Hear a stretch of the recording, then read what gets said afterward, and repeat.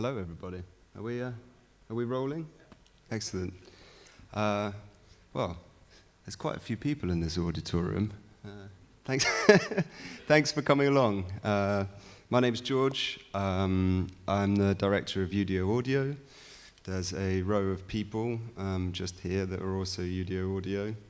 My mate's in the front. You could have sat a couple of rows nearer so I could see all your faces.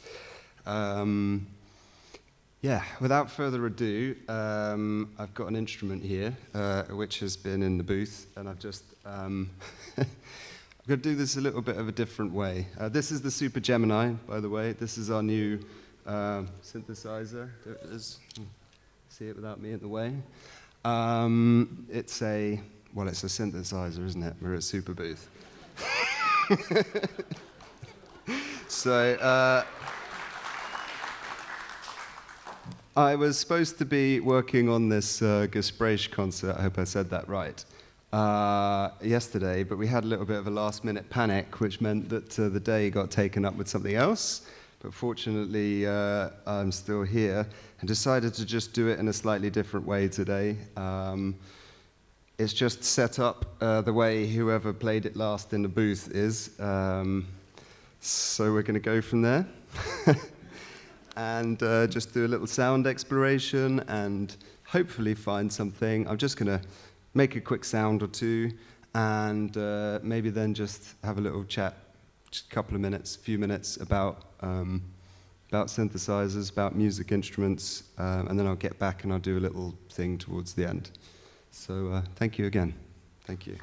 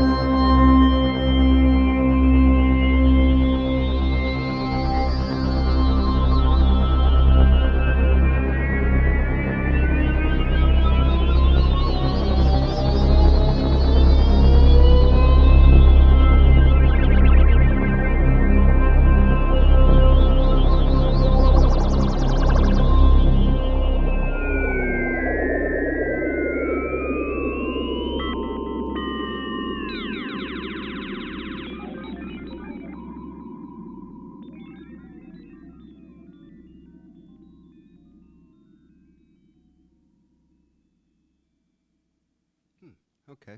Well, we managed to go somewhere with that, at least.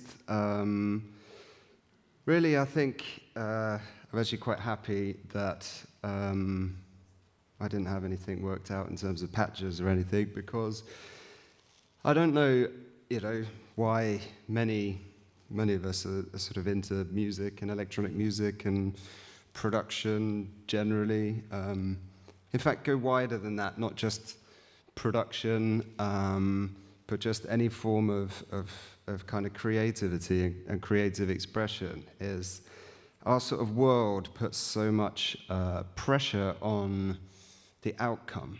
You ask somebody, yeah, I just spent the weekend doing music. Oh, did you make any tracks? It's like, I spent the weekend painting or whatever. Oh, did you paint anything? Or I've just been, learning a bit of sculpture. Oh, what have you made? We focus so much on the outcome, the thing, the production. Maybe it's just like, I don't know. I don't know the reasons for that, but I sort of really feel that the value in many instruments and for many people, and why we're here and why we're doing this, is the enjoyment you can have in the moment. I mean, if you're really, really lucky, when you're doing many things, but particularly making music or making sound, or do you know what? Is there a distinction? I think that's in the eye of the beholder. But you can lose yourself, you can go somewhere, and if you're lucky, sometimes you can take some people with you, but I really enjoy playing these instruments. That's why I make them. I think synthesizers, and I think these kind of things are a little bit magic. You make things with it, and sure, there's like hard engineering disciplines involved. You have to think about a lot of things. But in the end, you never really know what it is that it's going to sound like or what it's going to feel like. You can only have a go. So just exploring and playing, basically, is what I'm doing here.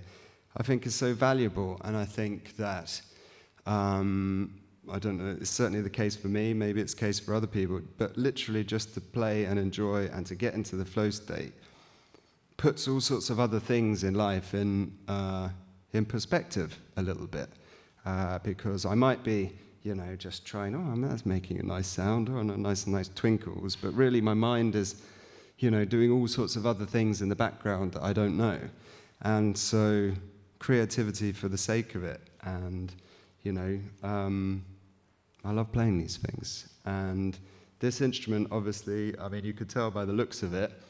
It's definitely been inspired by things that have gone before it. And we operate in a genre where there are expectations of how things should be and how things should sound and how things should respond. And you're constantly, as a designer, sort of finding the edges of the box and picking which bit you can pull and which bit you can stretch. And we've learned so much from so many people that have come before, reading service manuals for great old synths, or lusting after things when I first started getting into production. So, yeah, this is an instrument. I hope that, I've learned for many years to sort of build on the clever people that have come before, and I know I'm standing here as, demonstrating this instrument, but in it is so much work from so many people, and hopefully a little bit fragments of the kind of magic of the instruments of the past can kind of like come through. And of course, there's always a trend in music and architecture or fashion or whatever for things to go round in a kind of circle. But I always think that when things go round in a circle to where they are again, they never go back to where they are. It's more like a helix, where things rotate and go around, but are also going up as well, or sideways, or another direction. So that this instrument goes back and it tries to reimagine the continuation of the sort of big analog polysynths of the 80s, as if the digital world never happened, but of course is achieved using some, pretty fancy digital tech. But yeah, I'm very happy to be here playing this, and without me chatting too much further, I'll make a little bit more music, hopefully.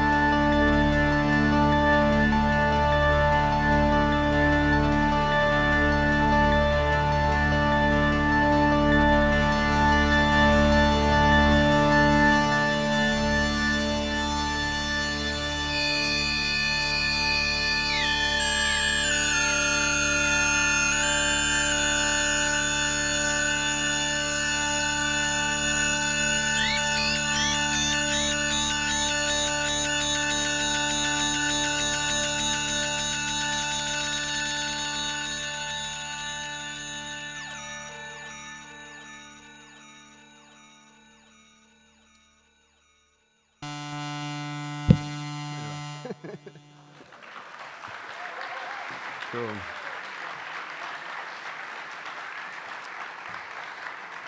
Oh, all right. Back in the room. Well, thanks very much for sitting through that. Like I say, that was just a kind of bit of an exploration of sound textures, and really kind of, I like the kind of almost orchestrally organic tones that you can squeeze out of analog instruments, with plenty of little subtle pitch modulation and kind of varying dynamics. And yeah, thanks very much for coming and listening. And yeah, we're obviously over at the booth in our little bungalow, so please come and say hi and come and have a play on our instruments. We've got the Super 6 as well, and its sisters. Yeah, thank you very much. Thank you.